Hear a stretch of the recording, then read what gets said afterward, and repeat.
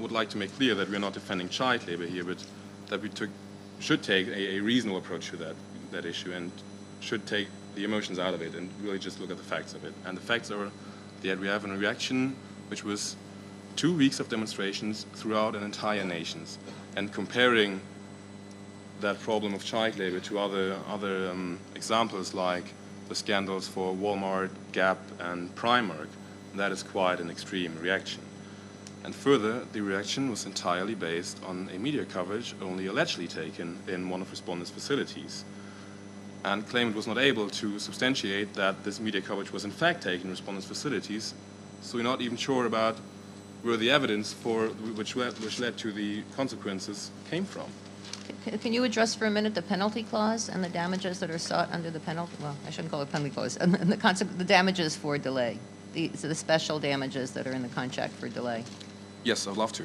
In fact, our argument is that Article 10 of the contract, is not a penalty clause, but a clause for liquidated damages, and that would render the damages sought under Article 74 resulting from delay of delivery not recoverable, because we would recover these damages twice, once under Article 10 of the contract and once additionally under Article 74 CSG for third-party damages. Because if I may bring your attention then to Article 10 of the contract and what we're talking about there,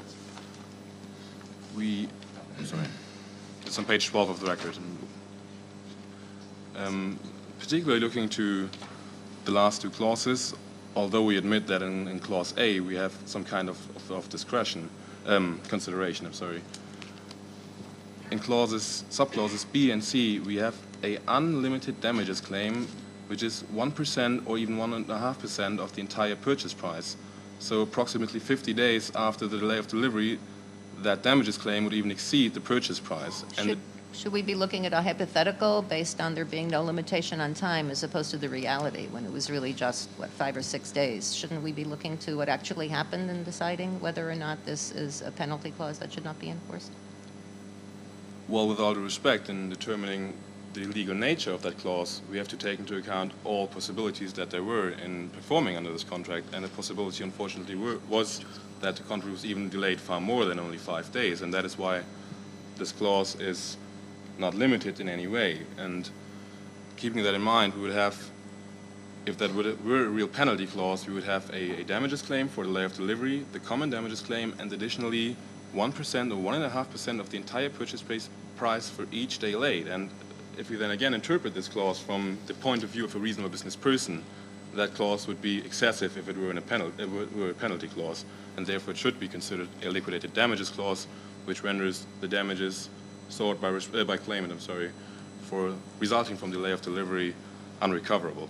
Is this another situation where we should be looking for what substantive law applies to this contract to see what that law says with respect to penalty clauses versus liquidated damages clauses? And if so, how do we decide where to look? Well, in this case, we don't need to refer to national law because it is accepted under the CSG that both penalty clauses and liquidated damages clauses can be included into contracts.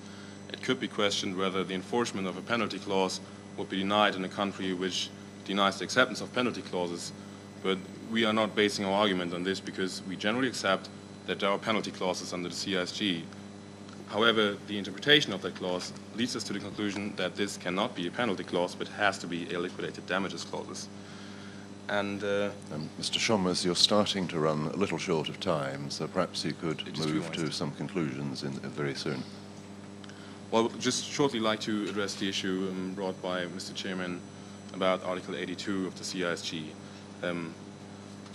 Article 82 requires the buyer to hand back the goods after its avoidance. First of all, we don't have a breach of contract and therefore no avoidance. But even if we had an avoidance, the argument was that the shirts, to refer to Article 82,